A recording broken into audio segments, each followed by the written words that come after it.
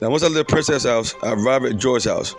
Once I got to George's house, I jumped out my truck and I saw George's truck parked in the yard. Then I spoke and said the boys was to finish the job and they made it back safe. Then I walked up to the front door and I knocked to the door and I spoke and said, George, open the door. It's me, Money.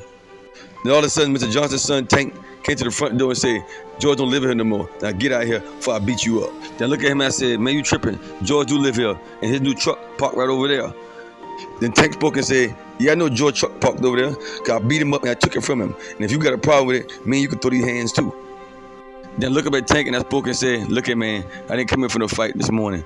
But I'm letting you know, next time you put your hands on my cousin George, I'm gonna be right there to beat you up and teach you a lesson. Then Tank spoke and said, whatever, we'll see. But get out of here and get up my porch and get up my yard before I call the police. Now once I walk out of his yard, my phone rang and I pick up the phone and I spoke and said, who's this? Then the operator on the phone spoke and said, you have a collect call from the county jail from George. Now back in the city, the God Patricia started charging her powers. Then she walked in front of Ariel. Then she spoke and said, step aside, Archangel, I'll take care of him. Then the God Patricia hold out both her hands and she pointed towards the comedian Android and she blasted him with two strong laser beams.